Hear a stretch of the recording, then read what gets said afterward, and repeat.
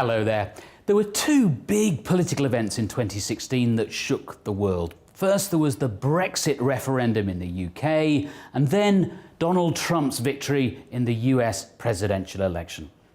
Both of those events underline the importance for investors of blocking out the market noise and refusing to speculate on what may or may not happen. Daniel Egan is Director of Behavioural Finance at the Robo-advisor Betterment. I think there are wonderful learning opportunities. In both cases, we had very strong forecasts, very confident forecasts, not only of what the outcome was going to be, but the consequences of the outcome. I think here in the US, after the election, number one, most polls were heavily favoring Hilary Clinton to win, and that didn't come to pass. And critically as well, if Trump won, it was predicted that stock markets were going to crash heavily, and that likewise didn't happen.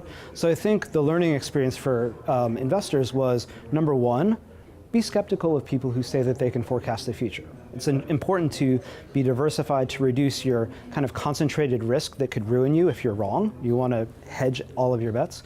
And number two, don't mix politics and portfolios, because it's doubling down on a sentiment and an affect that actually tends to lead you astray.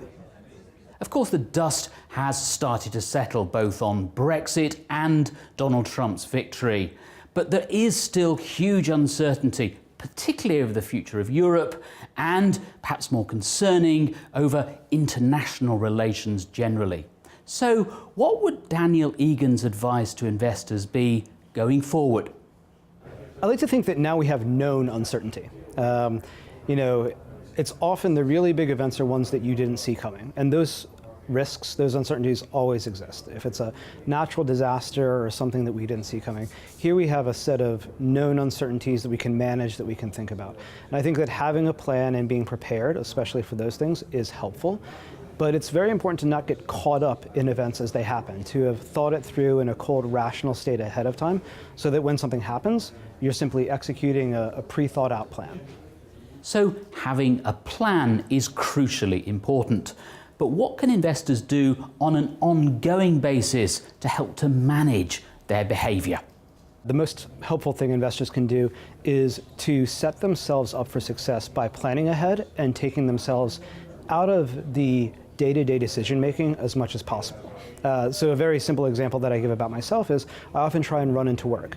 I do not try and pick out my outfit in the morning when I haven't had a cup of coffee before I run into work. I do that the night before, so that in the morning, I'm tired, but I just know what I have to do. I put on my clothes, I go for a run, and I come back.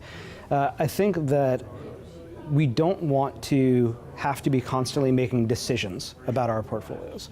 We should set out a set of principles. Here's how I am going to do this in the future. I'm going to live by these principles. Number two, set up a process by which you will do that. I'm going to check in every month. Ideally, I'm not going to check it at all. I think a lot of people should be using automated solutions that take those principles and make machines do them, make a better use of their time. And then finally, I'm not going to try and react to things as they happen. Generally speaking, reacting in the heat of the moment is the worst time to be doing something. So unless you're somebody who is completely cold and rational when these things happen, it's always good to take a deep breath, take a step back, and cool off. And that's it for this time. Thank you to Daniel Egan and to you for watching. Until next time, goodbye.